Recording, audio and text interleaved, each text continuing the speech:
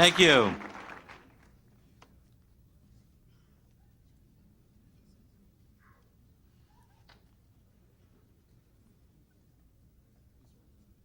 We come to this extraordinary place today to participate in an event of historic import, the President's signing of the National and Community Service Trust Act of 1993.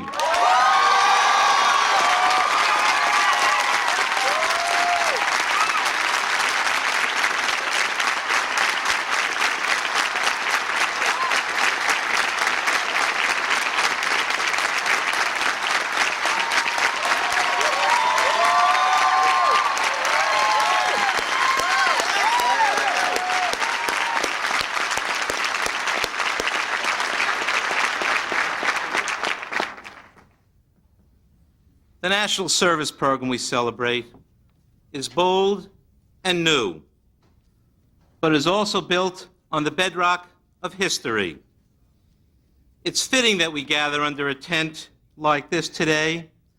The service has always covered and engaged Americans of all backgrounds.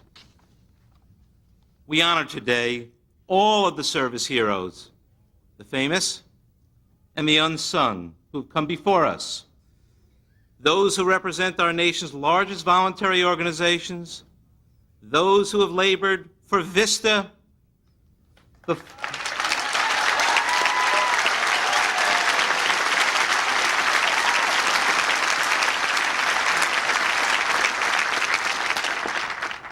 foster grandparents,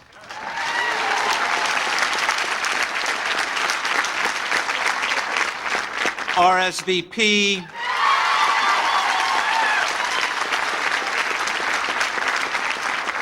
senior companions,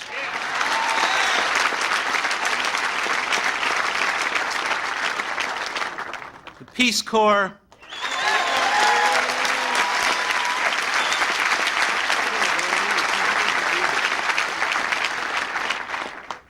and those who have kept their storefront operations alive with little more than love and grit.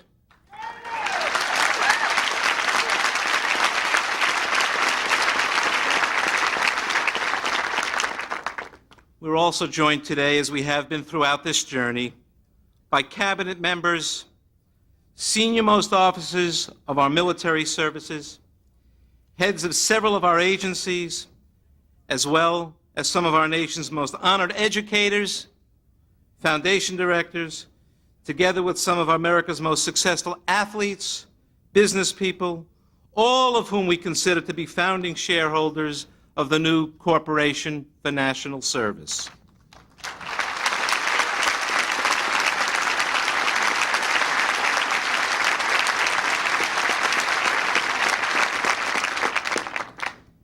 And perhaps most important, we see the faces of service arrayed behind me and throughout the audience, young people who are truly the future of our country, including VISTA volunteers, Service Corps from Pennsylvania, Maryland, District of Columbia,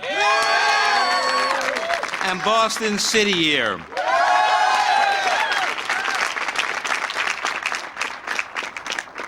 They clean city parks and rural streams. They read to the blind, they help immunize children, and they do dozens of other hard and meaningful projects to help our neighbors and our neighborhoods. Now, my young friends, I'd like to say something directly to you. We're counting on you. We're counting on you to continue your work. But I want you to do even more. Through the long hours and frustrations, I want you to look for the best in each other. I want you to embrace all of the responsibilities and challenges which service brings. I worked with many of our guests today in 1992 when Bill Clinton and Al Gore were on the campaign trail. At every stop along the way, the message of educational opportunity tied to responsibility resonated. From high school dropouts to college graduates, from those of us in the Peace Corps generation to our parents from the Civilian Conservation Corps. It resonated with audiences diverse as America itself, from the University of Notre Dame 1 year ago to that stunning day in January when President Clinton's inaugural address called each of us to a season of service. And the vision and work of national service has continued from Rutgers on the first day of March when the President challenged our young people to serve and they responded, to New Orleans on the last day of April when he outlined the legislation he was submitting to Congress and which he'll sign today, to our first season of service this summer, launched by the Vice President and concluded at a forum of service heroes led by the President at the University of Maryland. But the last 8 months required the equal goodwill, wise words, and bold actions of a truly remarkable bipartisan group of legislators. From the beginning, our numerous friends on Capitol Hill, were there helping us craft and refine a piece of legislation which will make national service accountable, decentralized, efficient, yet innovative. May I ask for a true service audience roar in recognition of that sustaining partnership?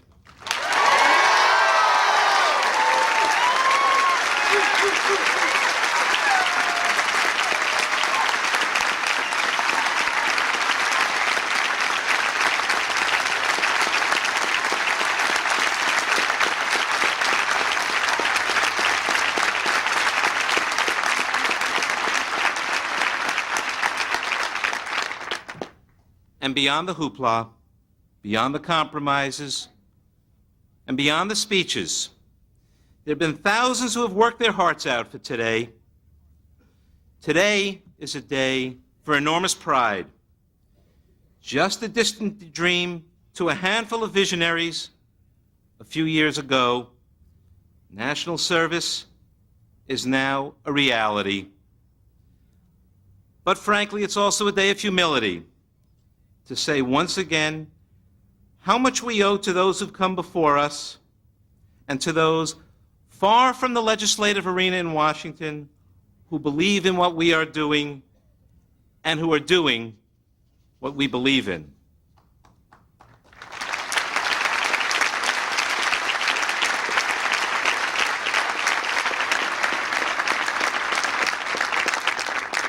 Mr. President, in January you asked for a hard-headed national service initiative grounded in the best tradition of American citizenship.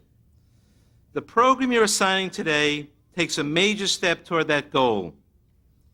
To be sure, there are going to be difficult challenges ahead, but we're never going to forget the unmet needs of our communities, nor the equally deep yearning of our young people to serve. Together, we will make service the abiding ethic of our people. Thank you.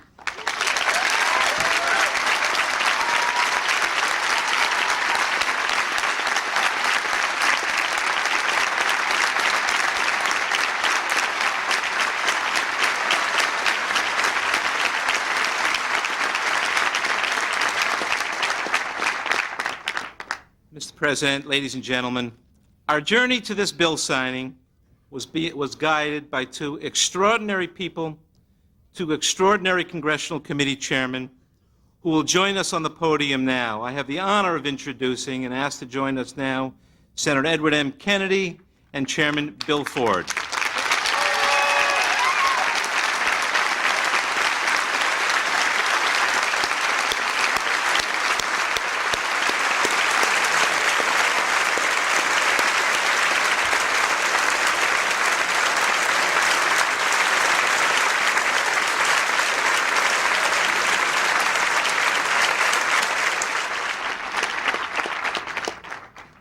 I have the true honor to introduce the Chairman of the House Education and Labor Committee, William Ford of Michigan. having seen in his own military service how common endeavors forge a unified community out of diversity, and representing the district, interesting historical information, that witnessed John Kennedy's first call for the Peace Corps, Bill Ford became our great and good champion in the House. Please join me in welcoming that distinguished American, Chairman Bill Ford of Michigan.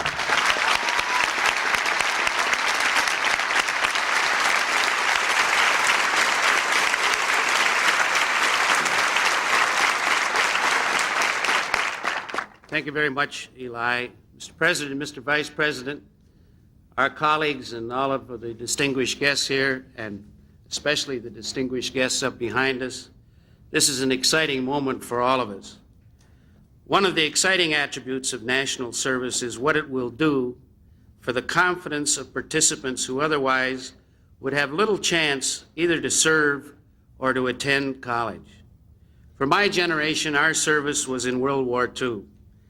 And when we came home, we received our due, the GI Bill. It allowed me, the son of immigrant parents, to become the first in my family to go to college.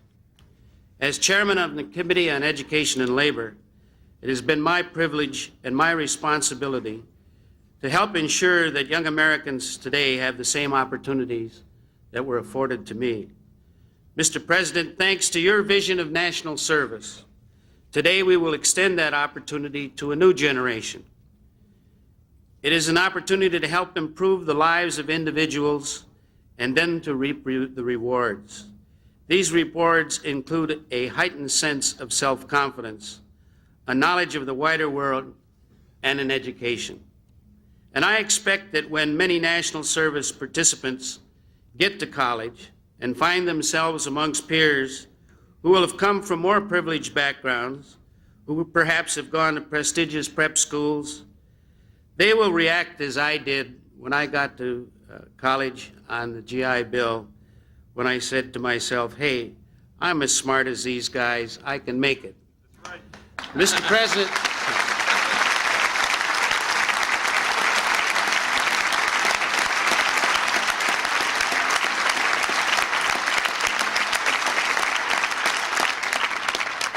Mr. President, I had the privilege of being with you at Rutgers University in March when you issued a challenge to the young people of our nation.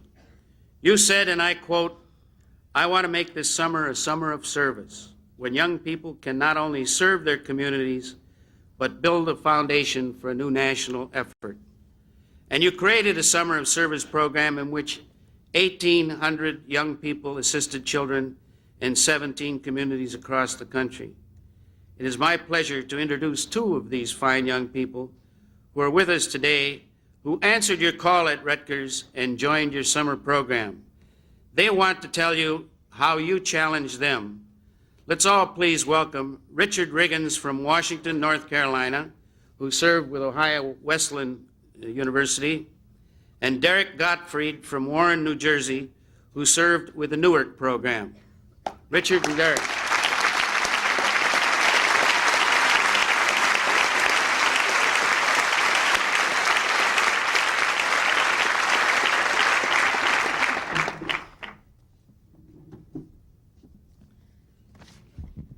Thank you, Chairman Ford.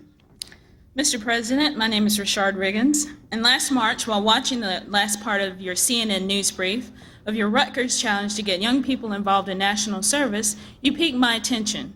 Then I turned to MTV, where you gave more details about the Summer of Service program.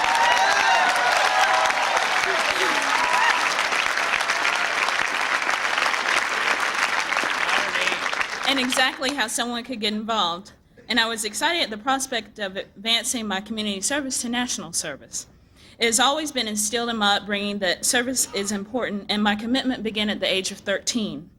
My mother has always taught me that what really matters is not who you are or where you are from, but building upon what you've been given and giving back to the community. So at a very young age, I began working in a soup kitchen in my church, tutoring and mentoring those younger than myself, and becoming a youth counselor. When in college, I put myself through school with a combination of scholarships, grants, and loans, and I emerged from college with several loans to pay back. for which I would never want to burden my mom. So I was interested as someone who serves my community, but also someone who has to pay for my education. I wrote to you soon after your interview and was accepted into the Ohio Wesleyan program, where I spent my summer working with young people and helping them achieve a more understanding and more respectful attitude towards one another. And my fellow SOS partners and I developed interests in programs that will be there long after we are gone. And the foundation that we laid emphasized the importance of education and the respect of oneself. As Marcel Proust once said, the real voyage of discovery consists not in seeking new landscapes, but having new eyes. So it's my hope that they have begun to have a new outlook on life. I will continue my commitment to serve. Tomorrow I leave for Chicago, where I've been accepted to be a public ally.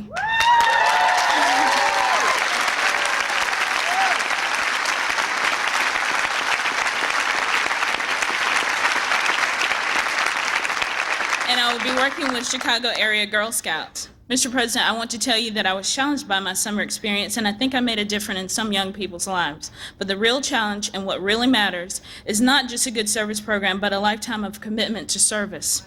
That is a lifelong educational experience.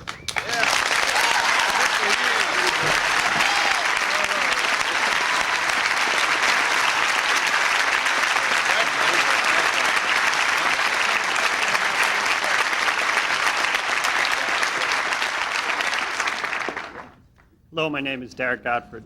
Thank you, Chairman Ford.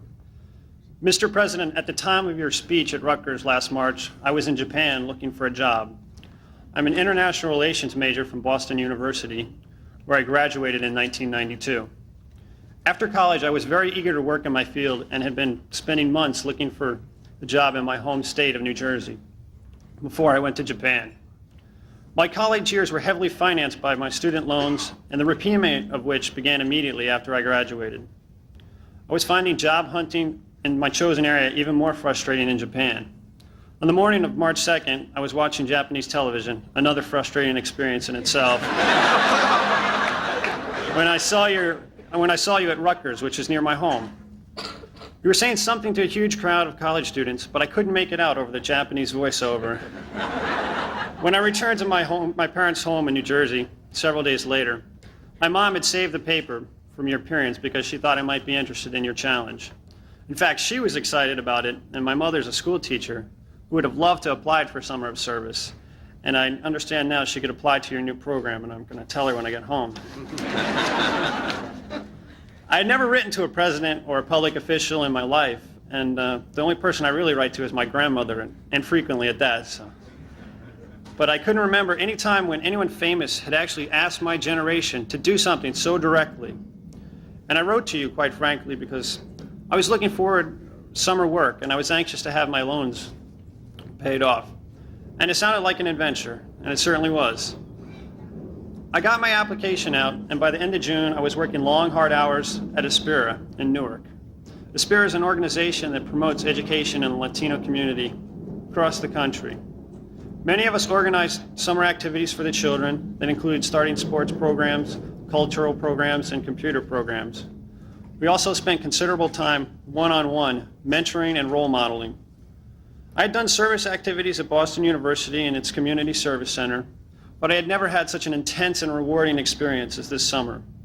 I also know that one summer experience, or even a national service program, is not enough to solve the challenges I saw facing the children this summer. I'm interested in your new program where I could continue to do service while paying back my college loans. But no matter what I do in the future, I'm always going to do some kind of service as part of my life experience. And by the way, I'm still looking for that job. Thank you.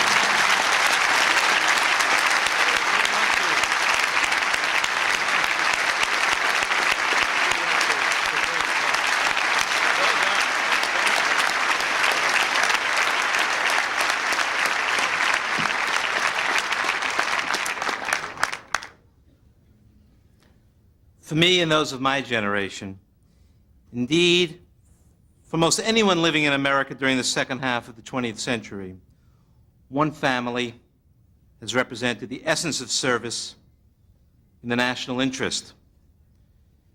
Senator Edward Kennedy was the principal Senate sponsor of the legislation. But let me assure you of something. He was much more than that. He has been its tireless and most effective advocate on and off the floor of the Senate. My only regret with the signing of this piece of legislation today is no more late-night phone conversations with that senior senator from Massachusetts and someone I'm now proud to call my close friend, Senator Edward M. Kennedy.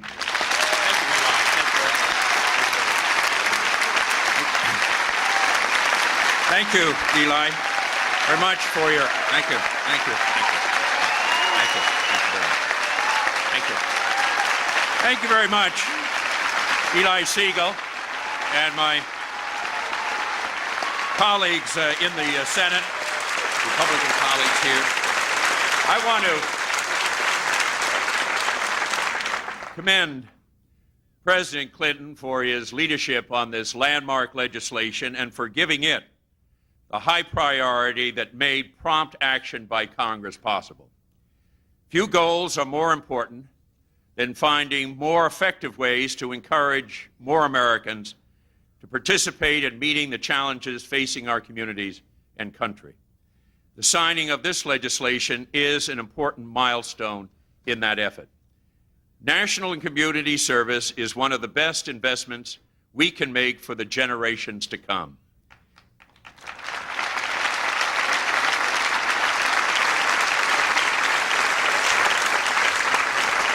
In a sense, it is what the effort to reinvent America is all about. It is the most significant step we have taken so far to return to our roots, to revitalize the sense of community that has always been the hallmark of America at its best. Through their service in the years ahead, participants will make substantial improvements in their neighborhoods. They will learn as they serve.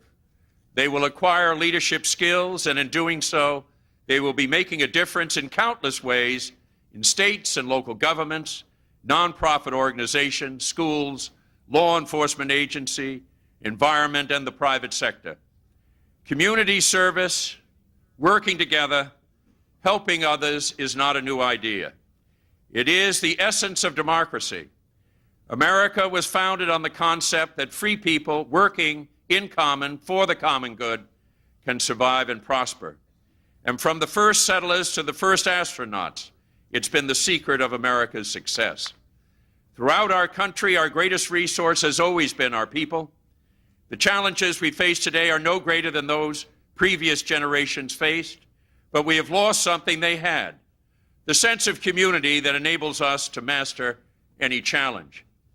And in his inaugural address in 1961, President Kennedy emphasized this quality and touched a deeply responsive chord when he called upon Americans of all ages to ask what they could do for their country. The best of the old frontier became the defining quality of his new frontier. And now, with the leadership of President Clinton, we are rekindling that ideal for our day and generation. We do not have to compel citizens to serve their country. All we have to do is ask and provide the opportunity.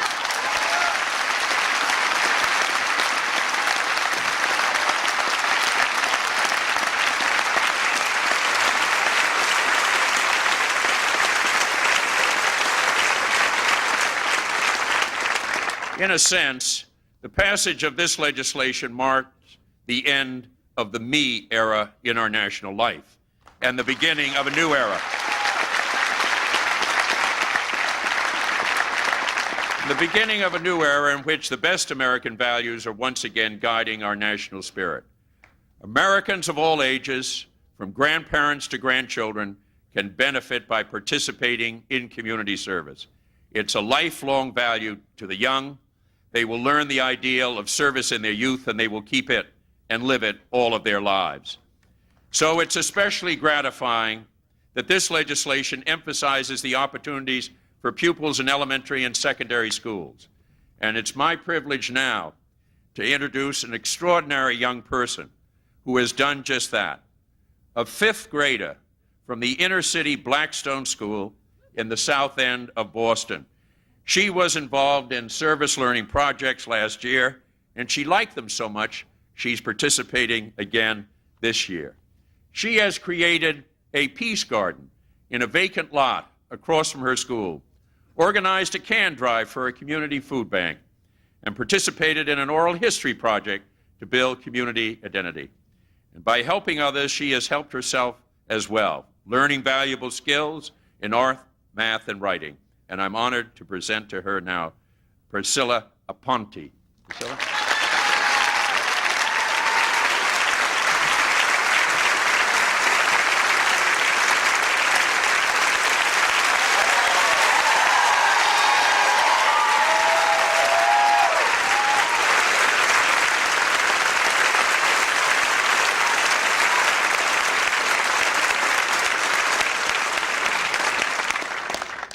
Thank you, Senator Kennedy. Thank you, President Clinton, for inviting me here today.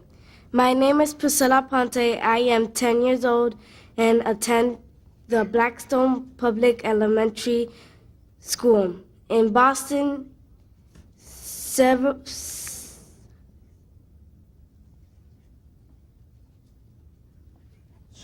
Service has been part of my classroom for the last 2 years. We have cleaned up parks and plant a vegetable garden. We learned about recycling and how to keep the environment clean. We also went to a homeless shelter and learned why people are homeless. Service has taught me a lot, and I have been able to help many people.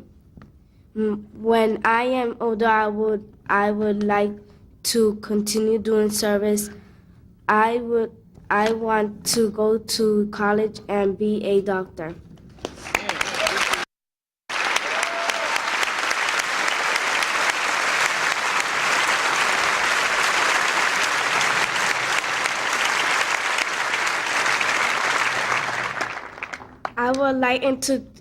I would like to introduce my mother, Milia Ponte.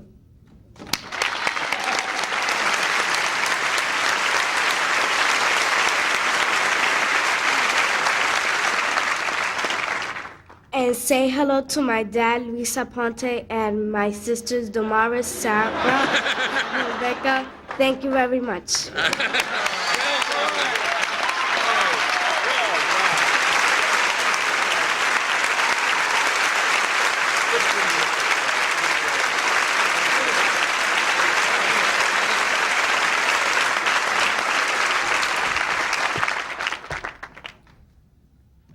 From one of our youngest service heroes to one of our most experienced. Like his former colleague from Massachusetts, our vice president comes from a family dedicated to service. His passion for this initiative has mirrored the president's. And despite his myriad assignments, from reinventing government to late-night talk shows,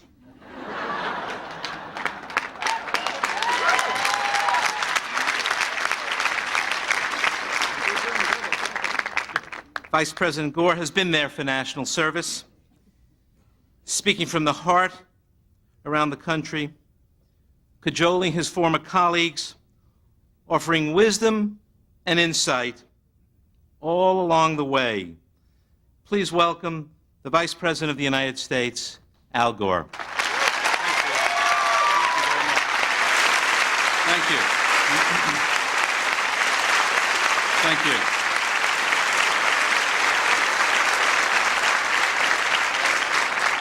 Thank you very much, Eli, and Mr. President, distinguished guests. It's been a wonderful pleasure to be able to work with Eli and his team and all of those who have made this day possible under your leadership, Mr. President. And I want to especially acknowledge the fact that along with Chairman Kennedy and Chairman Ford, there are a large number of members of the House and Senate here who have been personally involved in advancing this idea, in many cases over a long number of years. And the reason we are here today is in significant measure because they were willing to all work together, combine their ideas and energies and talents with the leadership of the House and Senate and the Speaker, Mr. Foley, and the Majority Leader, Senator Mitchell, and with these committee chairmen to make it possible. Exactly 3 months ago, Eli asked me to go out for the formal kickoff of the Summer of Service, the first installment in the whole national service idea. And I stood looking out at San Francisco Bay and these kids here, and 1,500 in total, and they were so pumped up and so enthusiastic and so ready to go to work helping the communities around this country. I was deeply moved by the experience. I came back and told the President in the Oval Office something that he already knew, and that is that practically no matter what we did with this legislation and with this program, if we got it pretty nearly right, these kids were going to lift it up and make it work. And they have done that. They have done a fantastic job demonstrating exactly what this whole idea is all about, unleashing the energy and talent and enthusiasm of Americans who want to help and serve and make this a better country and make their communities better. Some spent it in New York City inspecting apartments for lead-based paint, setting up one-room schoolhouses, or working in Baltimore clearing brush and laying chips and restoring the landscape as they built a nature trail. I'm particularly proud that so much of what National Service volunteers accomplish concerned the environment, and that's going to be true in the future as well. They'll restore urban parks and preserve wilderness areas, clean up rivers, help scientists with research, and do a great deal more as well. This program also embodies another principle that is extremely important, and Eli referred to it. President Clinton's ideas on reinventing government so that it works better and costs less have been built right into the National Service Program from the very start. It's a corporation in structure as much as in name. This is not business as usual. It is a business-like approach to government. It's going to be held accountable. There's a clear boss, the corporation's chief executive officer, who will be personally accountable on a continuing basis for making national service more than a dream. And that accountability will run down right through the system to the individual program managers. And if they don't measure up, they'll lose their volunteers and funding. Third, there's plenty of innovation here. Does that mean that this program is taking risks? It definitely does. We don't want to stifle new ideas. We want to encourage them. We don't want to kill creativity. We want to reward it. And we're streamlining the whole process. No layers of bureaucracy. Instead, we'll work through organizations doing good work in hometowns all across this country. There are more reasons, but I'm not going to give you a top 10 list today.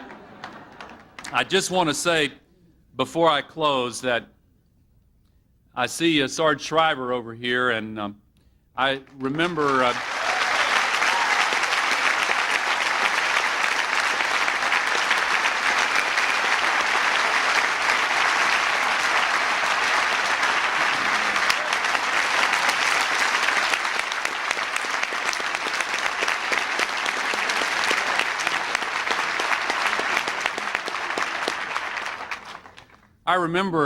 in my own family what it was like at the dinner table when my late sister, Nancy, became the very first volunteer responding to the inspiring call of President Kennedy when he established the Peace Corps and showed up on Sarge Shriver's doorstep to help get that going. And when I was out in San Francisco talking with these young people, I felt the emotional bond between what she felt and what her family felt about this country and what these young people feel. You're still fired up. You're still ready to go. You want to, am I right about that? And it's going to work. I don't know if you've noticed, but it seems to me like a lot of good things have been starting to happen in this country. We're having some breakthroughs.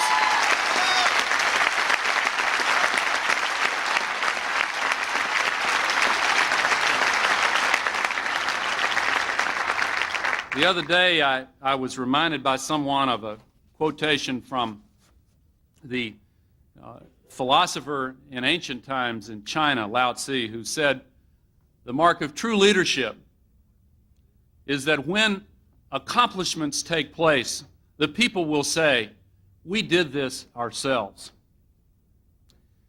These young people are able to say, "We did this ourselves." And generations of volunteers will be able to say, "We did this ourselves to build our country."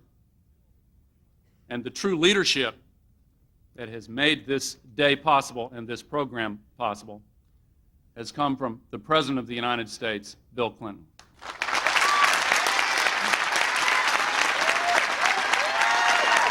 Thank you. Thank you.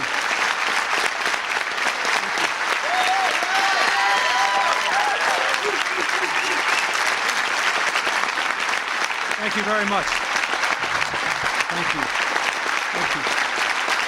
Thanks, guys. Thank you. Thank you very much. Thank you. Thank you. Thank you. Thank you. Thank you very much, Mr. Vice President. I always wanted to be introduced by the host of the David Letterman Show. I was thinking about what my top 10 lists would be, the best things about having Al Gore as Vice President.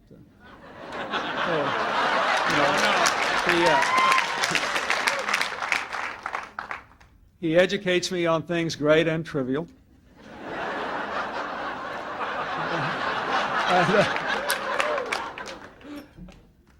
And that's 10. And numbers 9 through 1 are he has a vote in the United States Senate.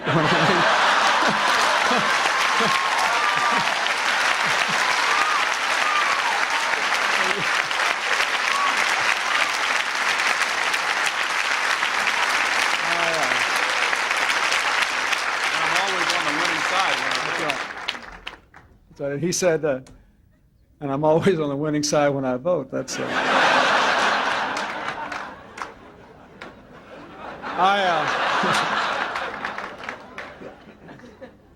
I want to welcome you all to America's backyard, a fitting place to come to celebrate the opportunity to serve our neighbors and the opportunity to rebuild the American community. I have harbored this dream for years. It was stoked in me by so many thousands of experiences, I cannot even recall them all. When the Vice President and I went across this country last year, I was deeply moved by forces that were both good and bad that kept pushing me to believe that this was more important than so many other things that all of us do in public life. I saw the wreckage, the insanity, the lost human potential that you can find now not only in our biggest cities but in every community. And yet I saw, even in the most difficult circumstances, the light in the eyes of so many young people, the courage, the hunger for life, the desire to do something to reach beyond themselves and to reach out to others and to make things better. I listened and learned from so many people. I saw the examples of the service programs that you have represented here on this stage. I watched people's dreams come to life. I watched the old and the young relate in ways they hadn't. I watched mean streets turn into safer and better and more humane places. I saw all these things happening, and I realized that there was no way any government program could solve these problems. Even if we had the money to spend on them, which we don't, but that the American people, if organized and directed and challenged and asked, would find a way.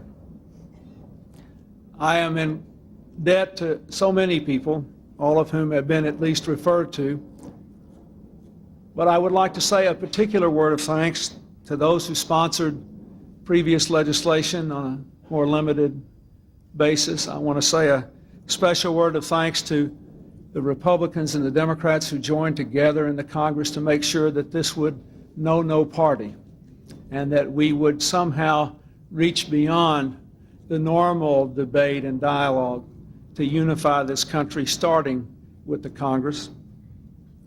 I thank the people who helped me before I became president to understand more about national service, the people who wrote books and articles, the people who worked with me in the DLC and other organizations. I thank all of you because all of you played a role in this day. But most of all, I want to thank the young people of this country who were so wonderfully represented by these three young people, Richard and Derek and Priscilla. Weren't they terrific? Let's give them another hand.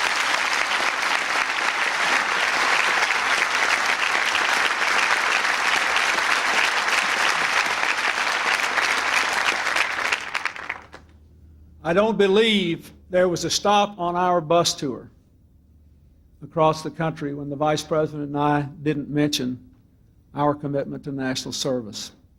As a part of our drive to make college education affordable to all, but also as a part of our deeper desire to bring the American community back together.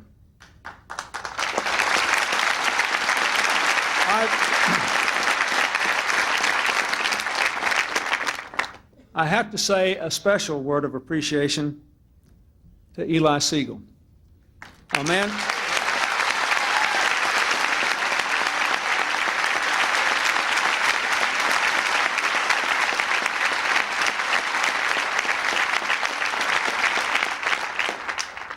I have known him for about half my lifetime.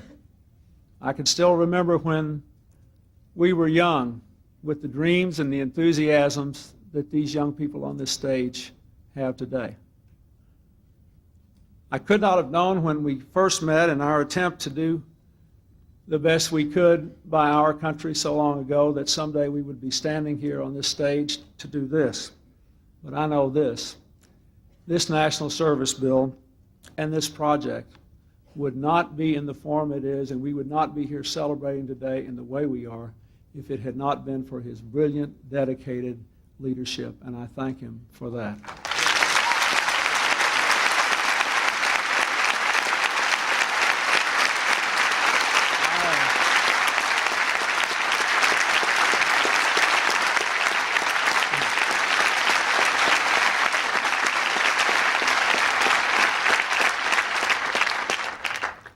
Relying on the ancient adage that if it ain't broke, don't fix it, I am today forwarding to Senator Kennedy and the United States Senate the nomination of Eli Siegel to be the Chief Executive Officer of the Corporation for National and Community Service.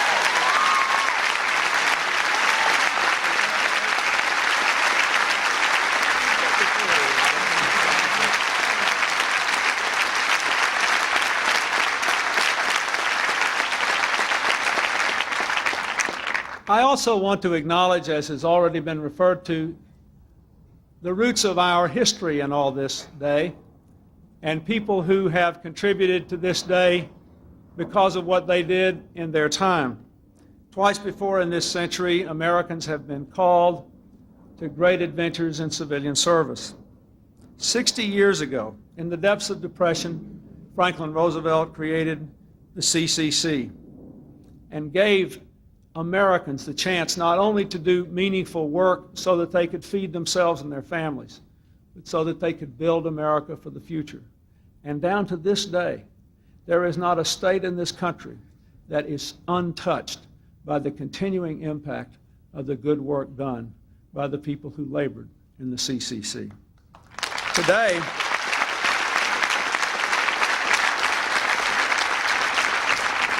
Today we have two veterans of President Roosevelt's Civilian Conservation Corps, William Bailey and Owen Davis. Would they please stand wherever they are? There they are. Thank you.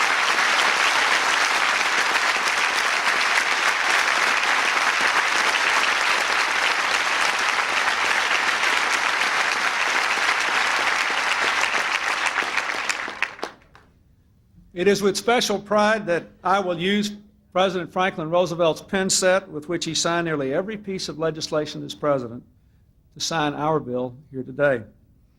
We also point with pride, as the Vice President said, to the enduring legacy and the continued vitality of John Kennedy's Peace Corps, created by legislation which President Kennedy signed 32 years ago tomorrow.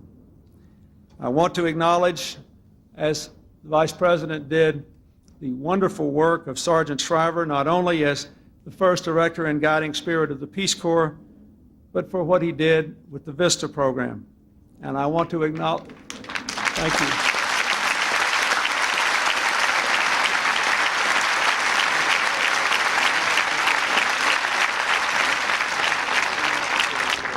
And to say with some pride that it was my privilege, influenced by people like the Vice President, whose sister served with such distinction in the Peace Corps, to appoint the first Peace Corps volunteer to actually direct the Peace Corps, Carol Bellamy, and I thank her for her leadership.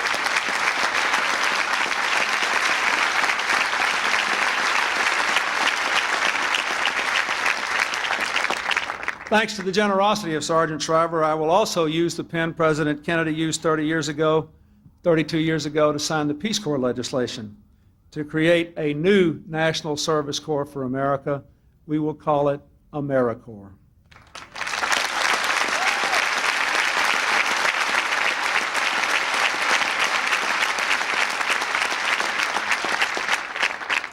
When I ask our country's young people to give something back to our country through grassroots service, they responded by the thousands. You heard a couple of them here today. Eli's office was literally swamped with letters asking to serve. These two young people today represent 20,000 young people next year and 100,000 young people 3 years from now. And I hope, believe, and dream that national service will remain throughout the life of America, not a series of promises, but a series of challenges across all the generations and all walks of life to help us to rebuild our troubled but wonderful land. I hope that someday the success of this program will make it possible for every young American who wishes to serve and earn credit against a college education or other kinds of education and training to do that. And I believe it will happen. This morning, our cabinet and the heads of our federal agencies were directed to redouble their efforts to use service, community grassroots service, to accomplish their fundamental missions. We want them to help reinvent our government, to do more and cost less by creating new ways for citizens to fulfill the mission of the public. We believe we can do that. Already, departments have enlisted young people and not so young people to do everything from flood cleanup to housing rehabilitation, from being tour guides in our national parks to being teachers' aides in our schools.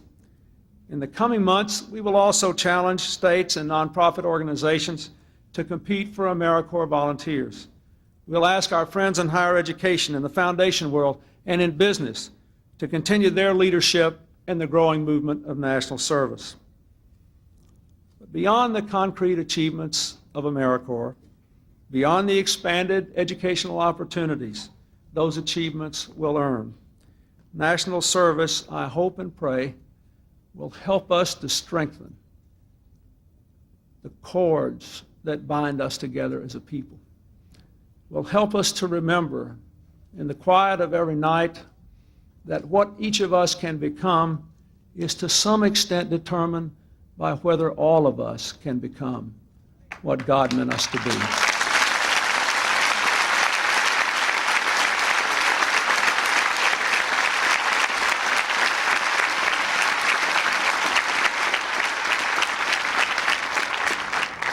And I hope it will remind every American that there can be no opportunity without responsibility. The great English historian Edward Gibbon warned that when the Athenians finally wanted not to give to society, but for society to give to them, when the freedom they wished for most was freedom from responsibility, then Athens ceased to be free. My fellow Americans, there are streets and neighborhoods and communities today where people are not free. There are millions of Americans who are not really free today because they cannot reach down inside them and bring out what was put there by the Almighty.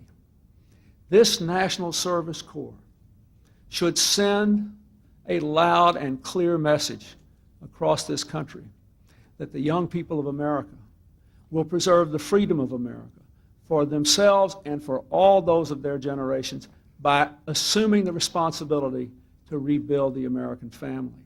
That is the dream which drove this idea to the reality we find today. I am so proud of all of you who are a part of this. I am profoundly grateful to you. I ask you only now to remember that as we move toward the 21st century, the success of our great voyage, of this, the longest experiment in free society in human history, remember that it is at the grassroots, in the heart of every citizen, that we will succeed or fail. Today we are taking a stand in this country for the proposition that if we challenge people to serve and we give them a chance to fulfill their abilities, more and more and more we will all understand that we must go forward together. This is the profoundest lesson of this whole endeavor, and it will be the great legacy of the wonderful people who make it come alive. Thank you, and God bless you all.